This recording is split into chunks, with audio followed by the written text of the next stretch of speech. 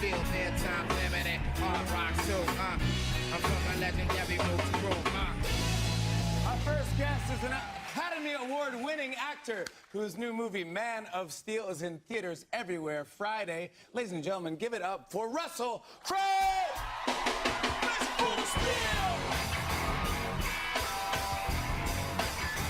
With a fistful of steel!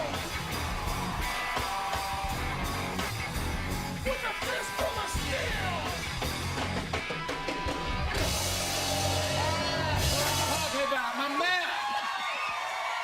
The one and only Russell Crowe!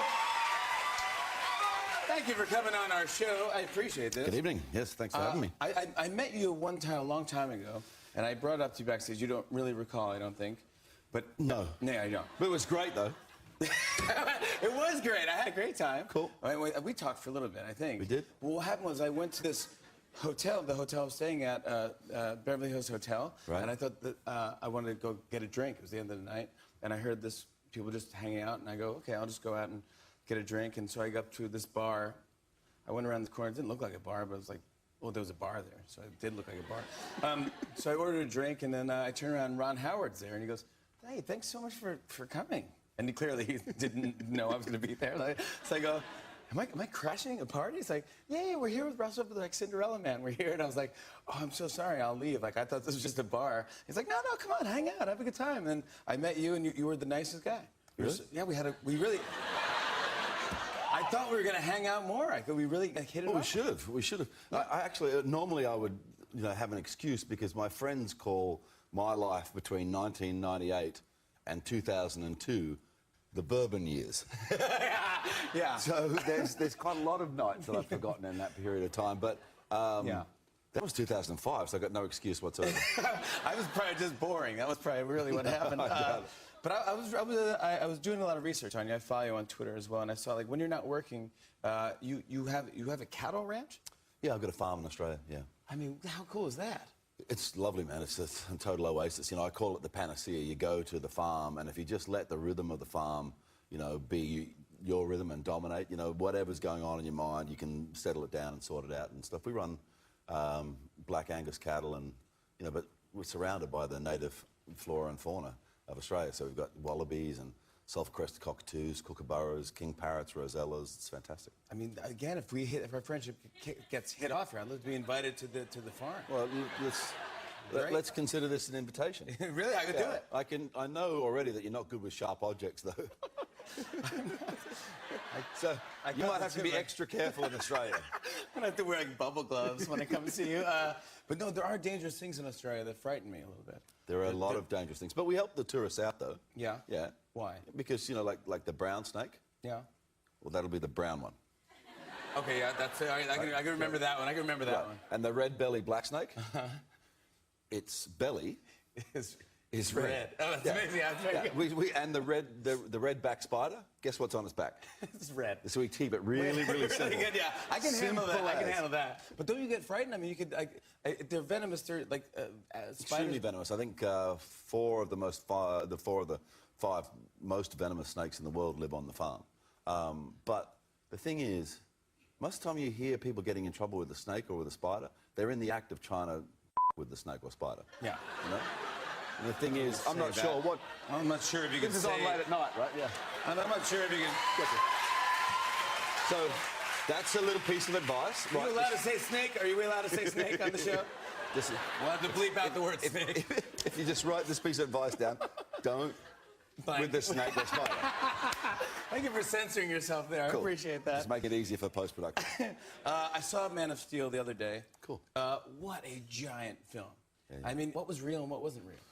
Well, the thing is what was the most amazing for that experience is I was expecting it to just be a blue room, but it wasn't. The sets were on a massive scale.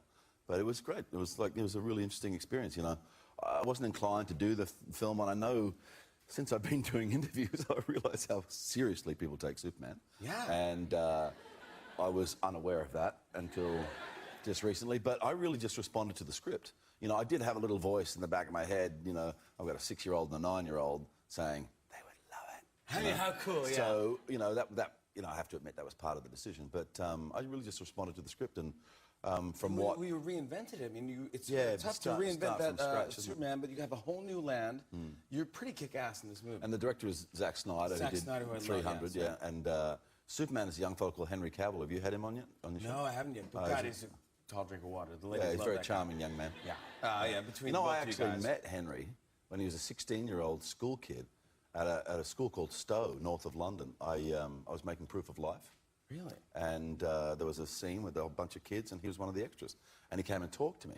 And because he was so intense about the questions he was asking me, I actually, you know, I answered him honestly and forthrightly, you know. And I ended up sending a package to the school for the kid who was playing my son. And while I was doing it, I put one together for him as well, with a little note in it saying, you know, with a photo of Gladiator, actually. Dear Henry, a journey of 1,000 miles begins with a single step. And 12 years later, we're working out together in this gym. And we were working out together about 3 months before he brought it up. Oh, really? That's crazy. You know, and you gave that to him? Well, he must have loved that. Yeah, well, he's since said that every time he went back home to Jersey Island, on the Channel Islands where he lives, you know, in between bouts of getting turned down for various jobs in London or Los Angeles, he would look at that photograph and say, I can do a bit more than I have. I can do a bit more than I have. That's so cool. That's a good story. I love it. That's nice of you to do. Did we ever have an action figure made for you, ever? There's aftermarket sculpture things made of Maximus. Maximus, and then recently somebody sent me one of Javert. Oh, is that right? Yeah. Kids love playing with Les Mis action figures.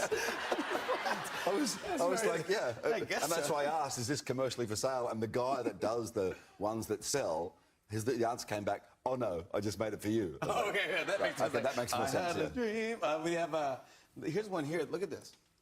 I like that guy. You look good there. That's a cool one. Right? I like him. He's cool. Oh, cool. That's He'd good. be fun to play with. That's good. I've been getting a bit worried about these things because I got a friend who's on Twitter, this Australian comedian called Roe McManus, and he got one of these, and he said, I'm going outside straight away to play with it, right? And I'd never been more grateful for having irremovable plastic undies in my life. How about this guy? Oh. He might be my favorite, this little dude. Look at this. That's the one. Yeah, look at that. That's the one with more likeness. Look, see?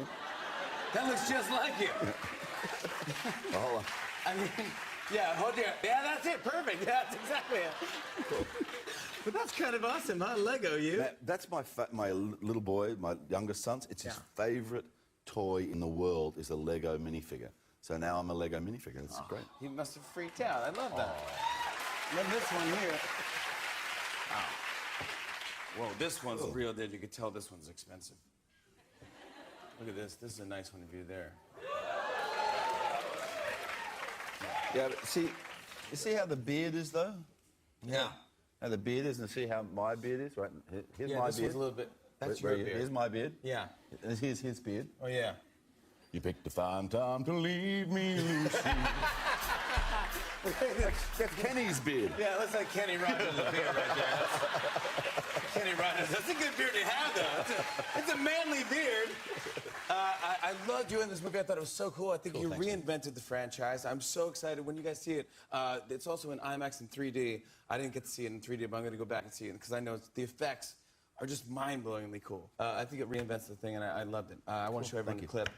Here's the great Russell Crowe in Man of Steel. Take a look at this.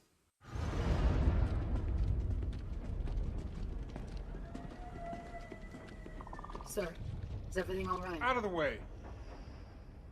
I said...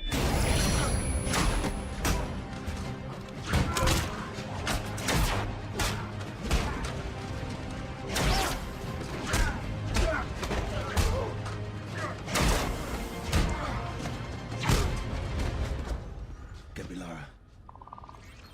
Door. Behind you. Lara, you have to ready the launch. I'll be with you as soon as I can.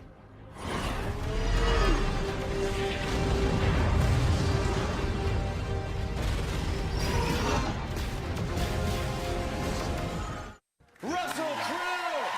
Man of Steel is in theaters everywhere Friday. Sophia Coldblood joins us next. Come on back, everybody.